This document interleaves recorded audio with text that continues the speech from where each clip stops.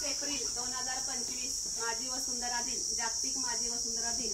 माझी वसुंधरा कार्यक्रम 6.0 अंतर्गत आज आपण इथं जागतिक वसुंधरा दिन साजरा करत आहोत. तर मुख्य म्हणजे वसुंधरा दिन म्हणजे काय आणि तो का साजरा करायचा, त्याच्या पाठीमागं एक मोठी पार्श्वभूमी आहे. तर अमेरिकेमध्ये एक नेल्सन म्हणून जे शास्त्रज्ञ त्यांनी 22 एप्रिल रोजी जागतिक वसुंधरा दिन साजरा करण्याचं ठरवलं. का ठरवलं तर आता पृथ्वीची जी काय किंवा आपला हा जो पृथ्वी ग्रह आहे त्याची हानी व्हायला लागली, पर्यावरणामध्ये बदल होत आहेत, प्रदूषणाचं प्रमाण वाढत आहे. तर ते होऊ नये आणि आपला पृथ्वी हा ग्रह पूर्वीप्रमाणे जलाम सुफलाम व्हावा यासाठी जागतिक वसुंधरा दिन आपण साजरा करत आहोत.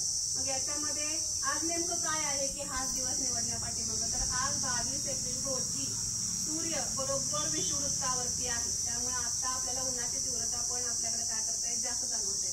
मग या जागतिक वसुंधरा दिनामध्ये हा साजरा करत असताना 5 तत्वांचा प्रामुख्याने आधार घेण्यात आला. तर कुठलं? पृथ्वी, वायू, जल, आकाश या 5 तत्वांचा समावेश करण्यात आलेला आहे. कारण प्रदूषण सुद्धा या 5 तत्वांचा अनुषंगानच मोठ्या प्रमाणात वाढत चाललेलं आहे.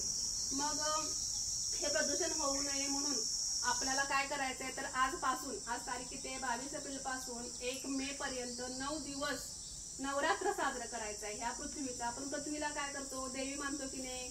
मग आपण जसं चैत्र नवरात्र साजरं करतो त्याचबरोबर ते आपण ह्याच्यामध्ये दुर्गाष्टमीमध्ये किंवा आपल्या दसऱ्यामध्ये आपण त्यावेळेला आपण देवीला बसवतो, देवीची पूजा अर्चा करतो, तिचं महत्व जाणून तिची आपण पूजा करतो. मग त्या पद्धतीनं आजपासून 9 दिवस आपण काय करायचंय, ही जी पंचतत्वे आहेत पृथ्वी, वायू, जल, परत अग्नी आणि भूमी यांना अनुसरून आपण काय करायचंय की पृथ्वीची आपल्या पूजा करायची. दररोज काय करायचंय की एक तत्व घेऊन त्या पद्धतीनं पृथ्वीचं प्रदूषण होऊ नये, म्हणजे त्या तत्वाला अनुषंगून प्रदूषण होऊ नये आणि पृथ्वी आपली सुजलाम सुफलाम व्हावी यासाठी काय करायचंय, वेगवेगळे कार्यक्रम घेऊन प्रत्यक्षात फक्त हळदी कुंकू लावून पूजा न करता कृती कार्यक्रम तिथे त्या ठिकाणी करायचे. मग भूमीचं प्रदूषण होऊ नये म्हणून शेतकऱ्यांनी काय केलं पाहिजे की शेतामध्ये जैविक खतांचा वापर जास्ती करणे, रासायनिक खतांचा वापर कमी करणे. त्याचबरोबर पाणी आपण काय करतो, पाठ पद्धतीने देतो. मग पाठ पद्धतीने दिल्यामुळे काय होते की जमिनीतील क्षार वरती येतात आणि ती जमीन काय होते, क्षारपड होते.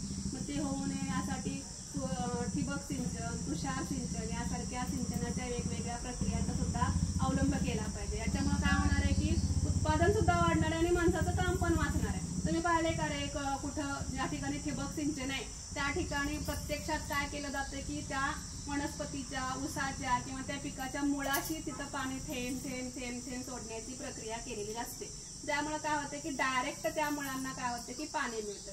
आजूबाजूला जे आपण आता आपल्याकडे भांगलणीसाठी आपल्याला काय करायला लागते की प्रत्येक महिन्याला 15 दिवसाला माणसं नेमून आपल्याला उन्हाचं काय करायला लागते की ती भांगलणीचा कार्यक्रम म्हणजे किंवा ते प्रोसिजर करावी लागते. मग डायरेक्ट मुळाशी पाणी गेल्यामुळं इतर ठिकाणी ते पाणी जाईल का, जमीन तिकडं म्हणजे तण उगवतो त्याला ते पाणी मिळेल का, पाणी मिळाल्यावर ते तण उगवणार ना. जर डायरेक्ट मुळाशी झाडाच्या पाणी गेल्यामुळे काय होते की तण उगवायला पाणी मिळत नाही आणि त्यामुळे काय होते की भांगलणचा खर्च आहे तो सुद्धा शेतकऱ्याचा वाचू शकतो. त्यामुळे शेतकऱ्यांनी काय केलं पाहिजे की ठिबक सिंचन सारख्या ज्या काय पाण्याच्या वेगवेगळ्या प्रक्रिया आहेत त्या आपल्या शेतामध्ये काय केलं पाहिजे, तर राबवल्या पाहिजे. त्यानंतर दुसरं तत्व आहे वायू. वायूशी संबंधित आपण पाहतो की बरेच प्रकारचे प्रदूषण आपण वाहनांच्या मार्फत, परत धुरामुळं, कारखान्यातून जो धूर बाहेर पडतो त्याच्यामुळे सुद्धा काय आलं की प्रदूषण व्हायला लागलेलं आहे. मग हे वायू प्रदूषण होऊ नये म्हणून प्रामुख्याने काय केलं पाहिजे की झाडं लावली पाहिजेत. झाडं लावली पाहिजेत म्हणजे अशी अमेरिकन किंवा फॅन्सी अशी शोभेची झाडं लावायची का, नाही. तर वड, पिंपळ, कडुलिंब जी खरोखर हवेतलं ऑक्सिजनचं प्रमाण वाढवतील अशी झाडं लावून त्यांचं संगोपन आणि संवर्धन करण्याचं गरजेचं आहे. त्यानंतर पुढचं आहे जल. पाणी हा आपल्या जीवनाचा अत्यावश्यक घटक आहे. आपल्या शरीरामध्ये सुद्धा जवळजवळ 90% पाणी आपण पाहतो. आपण जे अन्न खातो ते सुद्धा काय होतं की लाळेमार्फत किंवा आपल्या पित्ताशयामध्ये पित्तरस आहे त्याच्यामध्ये मिक्स होऊन ते संपूर्ण शरीरावर पसरलं जातं आणि त्याच्या मार्फतच आपल्या शरीरातल्या प्रत्येक पेशीपर्यंत ते पोहोचतं. त्यामुळे आपल्या पृथ्वीवर सुद्धा पाणी हा सुद्धा काय महत्वाचा घटक आहे. मग पाणीचं प्रदूषण होऊ नये, पाणी आपल्याला भरपूर मिळावं किंवा ते टिकून राहावं यासाठी झाडं ही फार महत्वाची भूमिका बजावतात. मग पाण्याची आता आपल्याला आजकाल टंचाई जाणवायला लागली. का टंचाई जाणवते तर काय व्हायला लागले की झाडांचं प्रमाण कमी झालेलं आहे, हे त्याच्या पाठीमागचं मुख्य कारण आहे. त्यानंतर पुढचं आहे भूमीचं प्रदूषण होऊ नये म्हणून काय केलं पाहिजे आपण रासायनिक